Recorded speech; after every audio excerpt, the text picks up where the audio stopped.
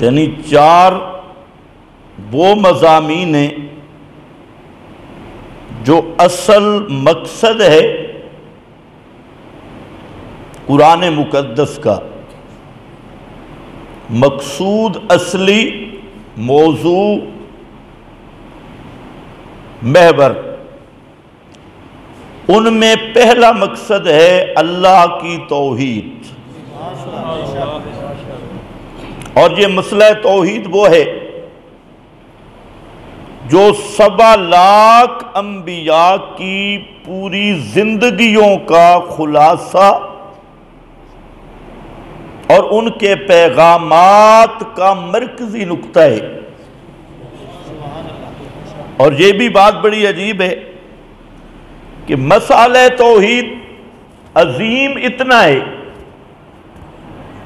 کہ ہر پیغمبر نے پوری زندگی صرف کی ہے بیان توحید پر۔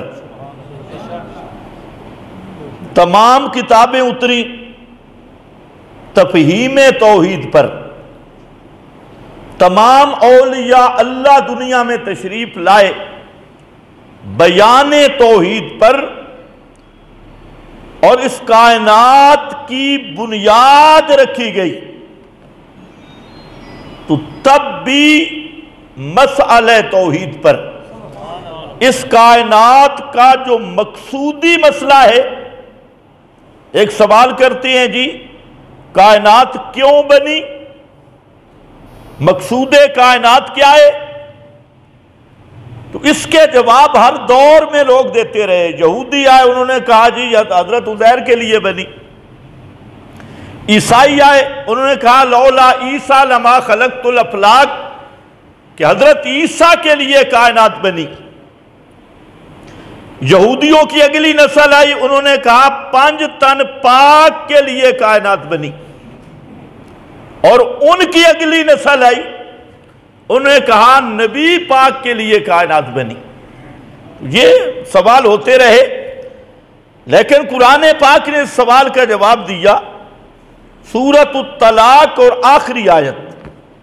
ویسے تو کئی مقام پہ، لیکن اس میں اللہ رب العزت نے اس کائنات کی باعث تخلیق اس کو بیان کیا۔ 7 آسمان بنائے، 7 زمینیں، یتنزل الامر بینہن، 7 آسمان 7 زمینوں میں اپنی قدرت کا کرنٹ چھوڑا۔ یتنزل الامر بینہن، 14 طبق، 7 اور 7 14، 14 طبق میں اپنے امر قدرت کا کرنٹ کسی کو ساکن کسی کو متحرک کر دیا۔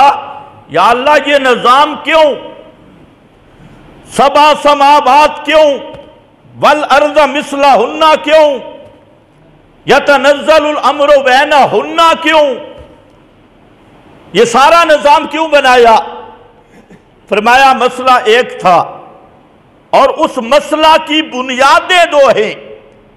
پہلی بنیاد لِتَعْلَمُوا أَنَّ اللَّهَ عَلَى كُلِّ شَيْءٍ قَدِيرٌ، اور دوسری بنیاد أَنَّ اللَّهَ قَدْ أَحَاطَ بِكُلِّ شَيْءٍ عِلْمًا۔ یہ 2 بنیادیں کہ سب کچھ کرنے والا وہ بھی صرف اللہ، اور سب کچھ جاننے والا وہ بھی صرف اللہ، ان 2 بنیادوں کا نتیجہ ہے لا الہ الا اللہ۔